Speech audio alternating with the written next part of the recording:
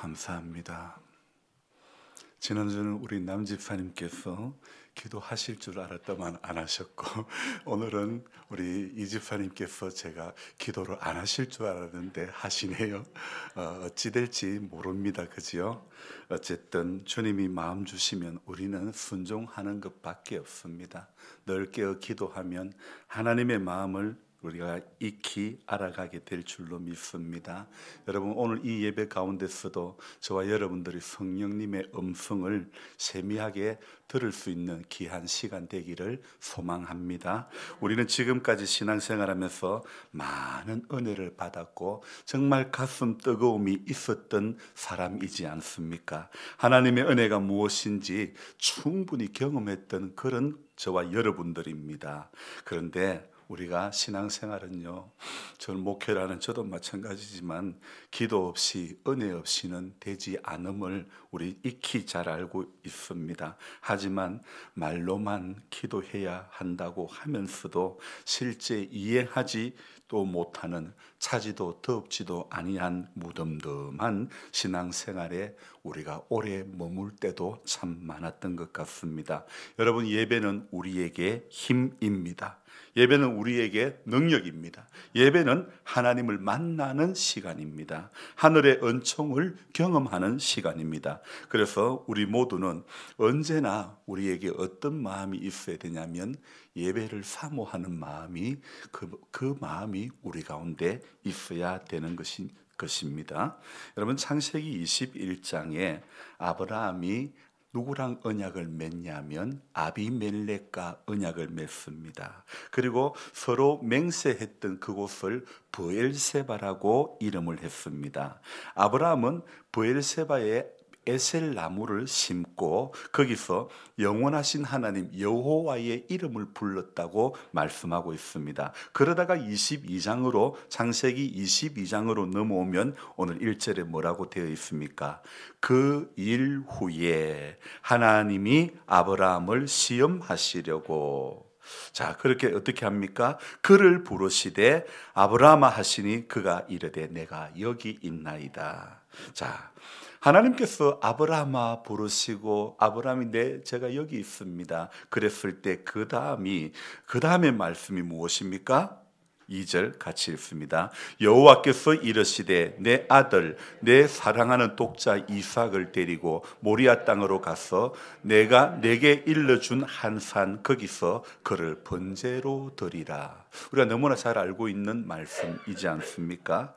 자, 내 아들 내 사랑하는 독자 이삭을 데리고 모리아 땅으로 가라고 우리 주님께서 말씀을 하십니다. 거기서 내가 일러준 한 산 거기서 번제로 드리라고 말씀합니다. 이거 완전히 뜬금없고 완전히 생뚱맞고 완전히 이해가 안 되는 일이 지금 누구로부터 시작됩니까? 21장 말씀처럼요. 21장에 아브라함이 33절에 뭐라고요? 영원하신 하나님 여호와의 이름을 불렀는데 그 영원하신 그 하나님께서 너무나 지금 생뚱맞은 그런 명령을 하고 있지 않습니까? 여러분, 이 말씀이 지금 여호와의 이름을 불렀던 아브라함에게 지금 이런 명령이, 이런 요구가 가당치나 한 이야기입니까? 이해되는 말이 아니잖아요. 상식적으로 납득이 안 되는 그런 요구이지 않습니까? 여러분, 성경은요, 우리가 읽어보면 우리 상식에 맞지 않는 일들이 종종 기록되어 있습니다. 우리가 이성적으로 이해가 안 되고 상식적으로 납득이 안 가는 그런 사건도 얼마나 많이 여기에 기록되어 있는지 모릅니다. 때로는 기록자의 의도가, 저자의 의도가 도무지 이건 무슨 의도로 이런 말씀을 기록했을까 이해가 되지 않는 그런 사건도 많이 있습니다. 오늘 이 창세기 22장에 번제로 드리라고 하는 것도 쉽게 이해가 안 되고, 참 그보다 또 더 앞서 17장에 가보면요, 그 17장의 이야기도 이해가 불가합니다. 그래서 이 17장에 어떤 이야기가 있냐면, 여러분, 이것도 우리가 잘 아는 내용인데, 아브라함이 99세 때에 여호와께서 아브라함에게 나타나서 하시는 말씀이 무엇입니까? 뭐라고 말씀하셨죠? 나는 전능한 하나님이라. 너는 내 앞에서 행하여 뭐라고요? 완전하라. 내가 내 언약을 나와 너 사이에 두어 너를 크게 번성하게 하리라. 그리고 이름을 아브람에서 아브라함으로 이렇게 계명을 해줍니다. 그리고 그 장에서 동시에 부인의 이름도 사레에서 사라로 계명이 됩니다. 여러분 성경에 써요. 부부의 이름이 동시에 계명이 되는 사건은 바로 이 창세기 17장에 나오는 이 사건이죠. 자, 그러니까 부인 이름까지 너는 지금부터 사레라고 부르지 말고 뭐라고요? 사라라고 이렇게 하라. 그리고 내가 그에게 복을 주어 그가 내게 아들을 낳아주게 하며 내가 그에게 복을 주어 그를 여러 민족의 어머니가 되게 하리니 민족의 여러 왕이 그에게서 나리라. 여러분, 이 17장의 내용이 상식적으로 이해가 됩니까? 우리 여기 남자분 중에 제일 많으신 분이 우리 임집사님인데, 임집사님 이 말씀의 본문에 하나님께서 이렇게 말씀을 하신다면 아멘이 되겠습니까? 정말 쉽지 않은 이야기지 않습니까? 99세 때에 이렇게 하나님께서 아브라함에게 나타나셔서 말씀을 하시는 겁니다. 나는 전능한 하나님이다. 너는 내 앞에서 행하여 완전하라. 그리고 너와 내 사이에 언약을 두어. 이렇게 말씀하셔가지고 그때 약속했던 창세기 17장에서 약속했던 그 아들이 오늘 22장에서는 하나님 뭐라고 말씀하십니까? 너는 내 사랑하는 아들 독자 이삭을 데리고 모리아 땅으로 가라. 내가 내게 알려준 한 산 거기서 너 그 아들을 번제로 드려라. 이렇게 말씀을 하시는 겁니다. 여러분, 이게 상식적으로 이해가 됩니까?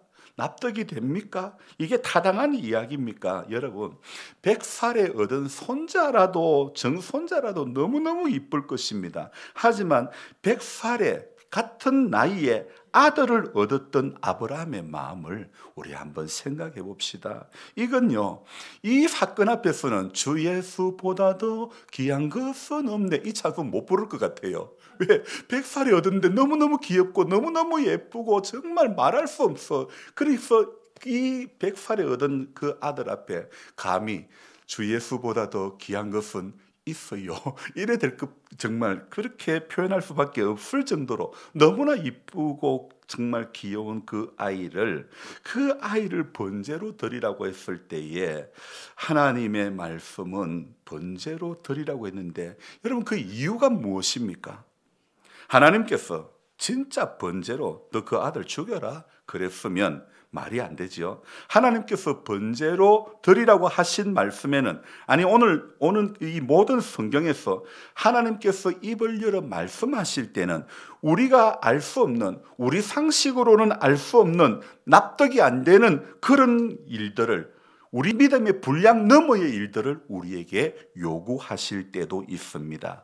100세에 얻은 아들을 번제로 드리라고 하는 것이 바로 이에 해당되는 것이지요. 하지만 하나님께서 진짜 번제물로 드리라고 하는 그 의도였다면 우리 상식 너머에 생뚱맞고 계상하고 그게 맞지만, 그러나 번제로 드리라고 했던 그 명령 앞에 어떤 말씀이 주어지는 것입니까? 오늘 1절에 그 일 후에 하나님이 뭐라고요?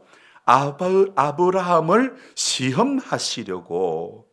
이 번제로 드리라고 하는 것은 어떤 요구입니까? 번제로 진짜 드리라고 하는 요구입니까? 아니면 하나님의 의도는 시험입니까? 시험이죠. 그죠? 여러분, 시험입니다. 바로 시험하시려고 하나님의 의도를, 시험하시려고 하는 하나님의 의도를 우리가 눈여겨 보아야 하는 것입니다. 여러분, 사탄이 우리를 넘어뜨리는 시험이 아니라 하나님께서 내가 너로 큰 민족을 이루고 너는 복의 근원이 될지라고 말씀하신 그 하나님께서 아브라함에게 뭐 하시려고요? 시험하시려고. 넘어뜨리는 사탄의 시험이 아니고 복 주시려는 하나님의 계획임을 우리는 알아야 되는 것입니다. 여러분, 살면서 어려운 일이 있으면 마귀 사탄이 저와 여러분들을 넘어뜨리려고 하는 그런 시험일 수도 있지만, 저와 여러분들을 연단시키시려는 하나님의 시험, 하나님의 테스트, 하나님의 계획일 때도 있는 것입니다. 여러분, 한 사건을 놓고 해석은 분분합니다. 그러나 하나님의 뜻은 한 가지밖에 없는 것입니다. 그래서 우리는 기도하는 것입니다. 아니, 기도해야 그 하나님의 뜻을 알 수가 있는 것입니다. 오늘 우리가 드리는 이 예배에서 아버지 아브라함이랑 모리아산에 번제를 같이 드리러 가는 이삭을 이 아침에 우리가 한번 생각해 봅시다. 이삭이 궁금합니다. 뭐가 궁금합니까? 아버지, 불과 나무는 여기 있는데 아버지, 번제할 어린 양은 어디에 있습니까? 이 아들이 뭔가 이제 좀 철이 들었으니까 되어지는 모든 걸 보며 이 아들의 생각에는 이 나무도 있고 불도 있는데 아버지, 번제할 어린 양이 어디에 있습니까? 이 질문을 하는 겁니다. 그래서 이 아버지께 말씀드리고 나니 아버지 아브라함의 대답이 무엇입니까? 내 아들아, 번제할 어린 양은 하나님이 자기를 위하여 친히 준비하시리라, 이렇게 말하죠. 그렇게 하나님이 친히 준비하신다고 그렇게 22장 8절에서 말씀해 놓으시고는, 그리고 오늘 22장 9절에 보면 하나님께서 일러주신 곳에 이르러서는 제단을 쌓고 나무를 벌려놓고 그의 아들 이삭을 어떻게 했어요? 결박하여 제단 위에 놓고, 하나님께서 친히 준비하신다고 했는데 어떻게 아들을 제단을 쌓고 나무를 벌려놓고 그의 아들 이삭을 결박하고 그 위에 놓고, 그리고 10절에 뭐라고요? 손을 내밀어 칼을 잡고 그 아들을 잡으려 하니. 여기까지 아무리 봐도 하나님이 준비한 어린 양이 보이지 않습니다. 아니, 하나님 지금 이 정도의 타이밍에 하나님 어린 양을 보여주셔야 될 거 아닙니까? 정말 그렇게 요구할 수도 있는 상황 아닙니까? 자, 그런데요, 지금 스토리가 어떻게 되어갑니까? 아버지, 풀과 나무는 있는데 번제할 어린 양 어디에 있습니까? 이런 아들의 질문에 아버지가 한 말이 하나님이 친히 준비하신다고 해놓고서는 제단을 쌓고 나무를 벌여놓고 불도 다 붙여놓고 결박하여 이렇게 놓았을 때에, 이때 아버지 아브라함의 마음과 아들 이삭의 마음 가운데 무엇을 깨닫게 하실까요? 이 모든 사건이 뭐라고요? 시험이라는 겁니다. 시험. 현실이 아니라 무엇이라고요? 시험이라는 겁니다. 여러분, 욥기도 마찬가지입니다. 욥이 점점 망하고 점점 안 되어가고 하루아침에 살아가는 새끼들 전부 다 죽고 종도 죽고 재산도 다 날아갔을 때에 정말 자기 몸도 가려워서 견딜 수가 없는 그 상황이 되어도 그것은 무엇입니까? 하나님의 허락하에 이루어진 시험이라는 겁니다. 여러분, 제가 왜 오늘 창세기의 서두의 창세기의 이 말씀을 대도시키는가 하면, 우리가 예배를 드리는 예배자의 마음에는 아브라함의 이 번제를 드리려고 했던 이 지금 22장에 나오는 아브라함의 마음도 우리 안에 있어야 되고 아들 이삭의 마음도 우리 안에 있어야 된다는 것입니다. 예배 가운데 임하는 우리의 자세는 하나님이 준비하신다는 이 믿음을 가지고 하나님 앞에 나와야 되는 것입니다. 이 궁금증을 가지고 하나님 앞에 나와야 되는 것이죠. 번제의 요소에는 무엇이 있습니까? 제단이 있어야 됩니다. 나무가 있어야 됩니다. 불이 있어야 됩니다. 그리고 가장 중요한 게 무엇입니까? 번제물이 있어야 되죠. 번제물, 어린 양이 있어야 됩니다. 여러분, 우리의 예배에도 이 제물이 있어야 됩니다. 내가 죽어 제물이 되는 게 예배입니다. 나를 번제로 드리려는 그 마음이, 나를 꺾으려는 그 마음이 우리의 예배의 전제 조건임을 알아야 되는 것입니다. 우리 조금 전에 불렀던 찬송 가사를 제가 한번 읽어드리겠습니다. 기도하는 이 시간 주께 무릎 꿇고 우리 구세주 앞에 다 나아가네. 믿음으로 나가면 주가 보살피사 크신 은혜를 주네. 거기 기쁨 있네. 기도하는 이 시간 주가 곁에 오사 인자하신 얼굴로 귀 기울이네.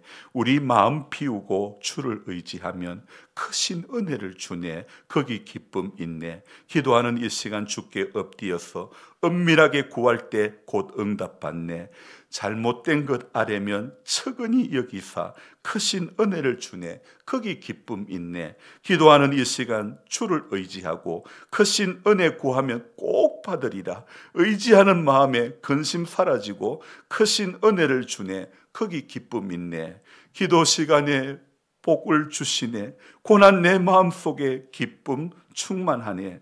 여러분, 오늘 우리가 예배를 드리며 오늘 우리가 기도하며 우리 마음을 비우고 주를 의지하면 주님은 크신 은혜를 주시는 줄로 믿습니다. 거기에 기쁨이 있는 줄로 믿습니다. 잘못된 것 아래면 주님은 척은히 여겨주시고 크신 은혜를 주실 줄로 믿습니다. 여러분, 의지하는 마음의 근심이 사라지는 겁니다.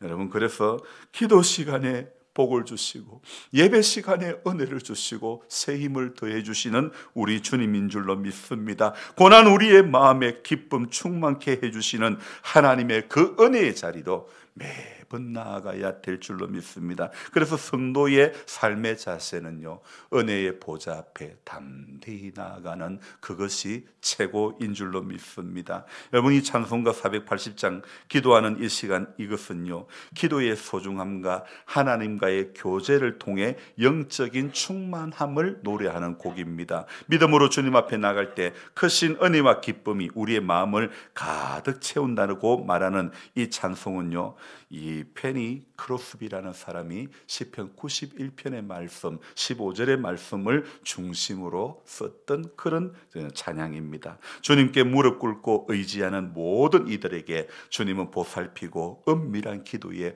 응답하신다고 약속을 하고 있는 찬송이죠. 이것은 기도를 통한 위안과 기도를 통한 평안과 하나님의 약속에 대한 믿음의 표현이며 믿음으로 나가는 자에게 하나님께서는 무엇을 주신다고요? 복된 시간을. 거기 기쁨 있네. 기도 시간에 복을 주시네. 고난 내 마음 속에 거기 기쁨 있네. 아멘. 여러분, 믿음으로 나가면 주님이 복을 주실 줄로 믿습니다. 응답하시는 주님의 사랑을 느낄 수 있는 순간을 조용히 기도하는 그 시간 가운데 여러분, 하나님께서 우리에게 주실 줄로 믿습니다. 그래서 찬송가를 부를 때마다 기도의 힘이, 기도가 주는 힘, 평안과 기쁨을 상기시키는 이 찬송, 정말 우리의 마음에 위로와 새 힘을 주는 찬송이 되는 줄로 믿습니다. 그래서 참 제가요, 근래에 최근에는 주일 설교를요 어떻게 해왔냐면, 주일 설교의 패턴이 어떻게 되어졌냐면, 토요일 날 말씀을 전하고 그 말씀과 이렇게 이어가지고 자꾸 전해왔는데요, 이렇게 하는 것이 어찌 보니까 좀 더 맞는 것 같습니다. 말씀이 우리 안에 기억되는 말씀이 되기 위해서는 반복 내지 연속이 되는 그런 말씀이 되는 것, 그렇게 또 보는 것이 중요한 것 같습니다. 그러다 보니 어제 이 본문에 어제 읽었던 말씀이 사무엘서 말씀인데요, 그 사무엘서에서 오늘 우리가 두 번째 봉독했던 말씀이 무엇입니까? 사울이 다윗을 죽이려고 했을 때에 다윗이 요나단과 서로 이렇게 약속을 하고, 내가 활을 쏘는 것에 따라 가지고 우리 아버지의 의중을 내가 너에게 알려줄 테니 너가 이렇게 쏘면 너가 도망을 가라, 또 반대로 그렇지 않으면 너는 도망가지 말고 같이 있자, 이렇게 이야기합니다. 그런데 이 요나단이 활을 쏜 것이 그 활의 그 위치가 이젠 도망가라는 신호였죠. 그때 이 다윗은 사울을 피해 도망자의 신세, 도망하는 장소는 어디? 놋땅으로 도망을 가게 됩니다. 그런데 놋땅에서 이 다윗은요 어떤 모습을 보이냐면, 참 이 기도의 모습보다는 좀 쪼잔한 모습, 좀 이렇게 보면 놋땅에서는 아주 이렇게 여유가 없습니다. 왜 그럴까요? 사람이 쫓기다 보니까 여유가 없는 거예요. 사울에게 쫓기다 보니까 도망자의 신세가 되다 보니까 여유가 없어 보이는 그런 이 21장 사무엘상 21장의 모습은요. 야, 정말 이것은요. 어쩌면 우리아의 아내를 범했던 그 사건보다도 더 여유가 없는 더 좀 뭔가 좀 그런 모습을 저는 발견할 수가 있었는데요.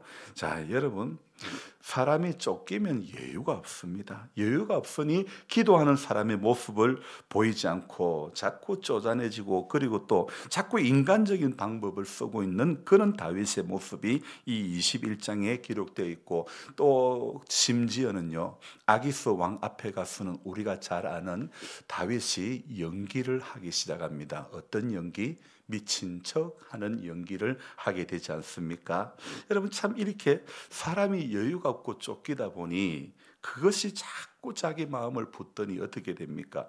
기도하는 다윗의 모습이 보이지 않는 거예요. 여러분 우리의 삶에도 동일하게 적용이 됩니다. 다윗은 왕으로 기름 부으심을 받은 후 그 즉시 왕으로 등극한 것이 아닙니다. 하나님께서요 광야에서 다윗을 철저하게 훈련을 시키시는 겁니다. 모든 과정이 왕이 되기 위한 넓어지고 더 커지기 위한 과정임을 기억해야 되는 것입니다. 그래서 21장에서 다윗이 한 행동을 어떻게 평가할 수 있을까요? 하나님께서 다윗을 지켜주시고 책임져 주실 것이 확실한데 다윗은 살아남고자 자신만의 방법을 사용하고 있는 것입니다. 그래서 우리는 21장에 나타난 다윗의 모습과 그런 위기에서 모면하기는 했지만 다윗의 이러한 모습을 과연 하나님께서 기뻐하실까 이런 생각을 해볼 수 있습니다. 이것이 과연 하나님이 기뻐하시는 방법일까 이런 질문을 해보아야 할 것 같습니다. 여러분 인생은 고난이 끊어지지 않습니다. 제가 어제 새벽에 이런 말씀을 드렸습니다.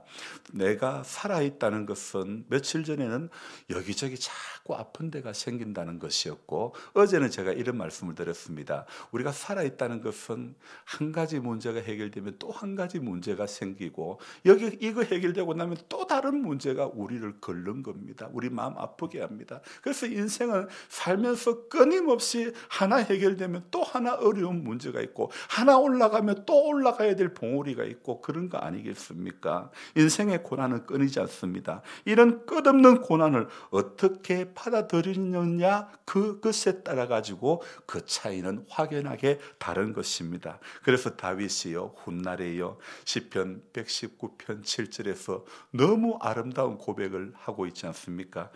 암송하고 있는 분은 이렇게 같이 암송했으면 좋겠습니다. 고난 당한 것이 내게 유익이라. 한번 같이 합시다.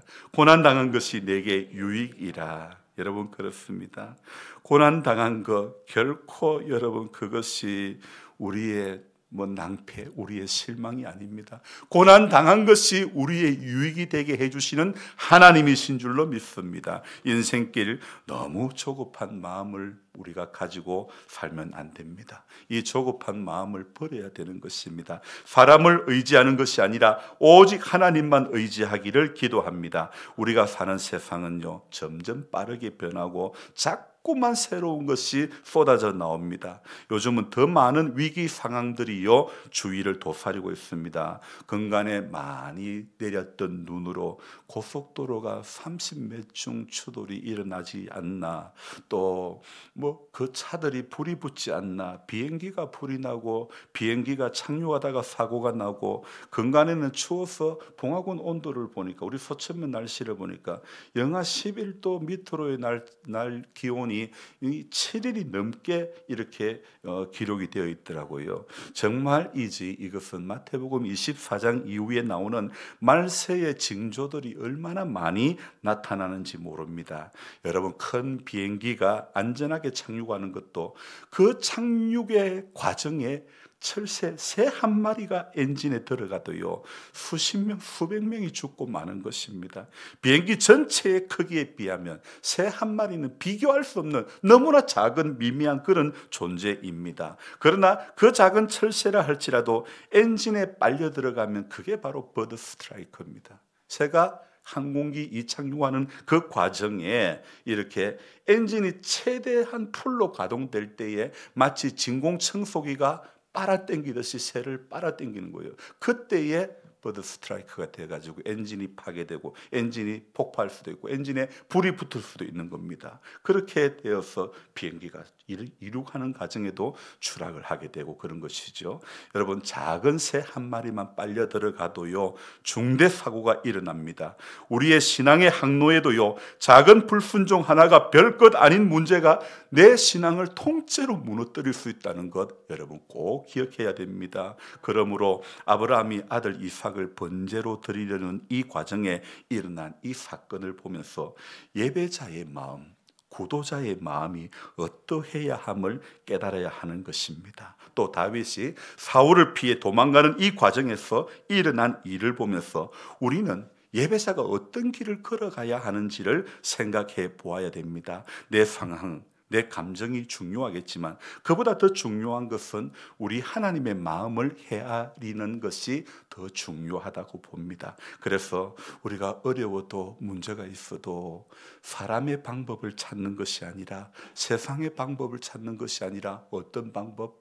하늘의 방법을 찾아야 될 줄로 믿습니다. 하나님의 마음을 찾는 것이 우선일 줄로 믿습니다. 곳곳에서 일어나는 이 교통사고를 보면서 지진을 보면서 화재를 보면서 정말이지 주님 언제 주님 앞에 서게 될지 아무도 알 수 없는 것입니다. 지난 금요일 밤에요 아프리카 대륙 동쪽에 위치한 섬나라 마다가스카르에서 그 공화국에서 선교 활동을 하던 60대의 이리문이라고 하는 선교사님께서 이분의 장인되는 목사님 김창렬 목사님과 함께 강도의 습격을 받아가지고 죽고 말았습니다. 우리 교단의 선교사님인데 농업식수 사업을 제안받아가지고 1년 전에 마다가스카르로 선교를 떠났는데 그곳에서 장인 목사님과 함께 정말 농업 선교를 이제 열심히 막 시작하는데 안타깝게도 이번에 변을 당하고 말았습니다. 우리 선교사님들이 현지 주민들과 함께 조화롭게 지내려고 노력하지만 이러한 비극적인 그 사건이 발생할 때마다 안타까움을 금할 수가 없는 것입니다. 이리문 선교사님의 처남되는 김성강 교수가 자기 매형과 아버지의 시신을 수습하려고 오늘 떠나는데요. 그 발걸음이 얼마나 무겁겠습니까? 우리 복음 성가 중에 이런 가사가 있지 않습니까? 복음 전하는 자들의 발걸음이 아름답도다. 현실은 이런 찬송도 있지만 현실은 마다가스카르의 농업 선교를 시작한 지 이제 막 1년밖에 안 되었는데 너무나 안타까움이 있습니다. 그러므로 우리는 오늘 이 정말 이해가 안 되는 상황이 우리에게 닥쳐와도 아브라함처럼 하나님이 준비하신다는 믿음이 우리 안에 있어야 되는 것입니다. 그들의 죽음이 결코 헛되지 않게 하시는 하나님만을 바라보아야 될 것입니다. 또 쫓기는 상황, 여유가 없는 인생길에서도 살려고 인간적인 방법을 선택했던 다윗의 모습을 보면서 우리 역시 이런 약함이 있지만 그래도 하늘의 방법, 하나님의 선한 뜻을 쫓아가는 인생이 되어야 하는 것입니다. 이 예배를 마치고 나면 저와 여러분들은 또 세상에 나갑니다. 세상이 세상의 방법으로 살아도 믿음의 사람은 믿음의 방법으로 살아가야 될 줄로 믿습니다. 오늘 다윗처럼 이 쪼잔한 모습, 세상 방법, 미친 척 하는 것이 그것이 길이 아닙니다. 고난당한 것이 내게 유익인 줄 알고 그럼에도 믿음의 길을 걸어가는 것이 다윗의 길이고 성도의 길인 줄로 믿습니다. 여러분, 이해가 안 되어도 하나님이 준비하신다는 모리아 산의 순종의 길을 걸어가야 되는 것입니다. 그래서 그 순종의 길을 걸어갈 때에 바로 수풀에 걸린 어린 양을 만나게 되는 것입니다. 우리도 이해하고 난 뒤에 순종의 길을 걸어가는 인생이 되지 말고 순종의 길을 걸어가면서 나의 이해를 뛰어넘어 놀랍게 역사하시는 하나님의 선한 손길을 우리가 매번 경험할 수 있기를 예수님의 이름으로 축복합니다. 그래서 세상적인 방법이 아니라 하늘의 방법으로 살아가는 그런 우리 모두가 되기를, 또 한 주간 그렇게 몸부림칠 수 있는 저와 여러분들이 되시기를 축복합니다. 기도하겠습니다. 좋으신 하나님 아버지, 고맙고 감사를 드립니다. 오늘 예배자의 마음이 어떠해야 하는지, 창세기 22장의 아브라함과 이삭의 마음, 그리고 오늘 사무엘상 21장의 다윗의 이런 선택을 보면서 참된 예배자의 길이 어떠해야 함인지 다시 한번 깨닫게 해 주시니 감사를 드립니다. 주님, 세상의 방법이 아닙니다. 하늘의 방법이어야 될 줄로 믿습니다. 세상의 방법으로 이 예배를 마치고 또 살지 않기를 원합니다. 하나님, 오늘도 지금 이해가 안 되어도 나의 이해를 뛰어넘어 놀랍게 역사하시는 하나님의 선한 손길을 우리 모두가 바라보면서, 그래서 오늘도 믿음의 길을 묵묵히 걸어가는 복된 하나님의 사람들이 다 될 수 있도록 도와주옵소서. 예수님의 존귀하신 이름 받들어 감사하며 기도드리옵나이다. 아멘.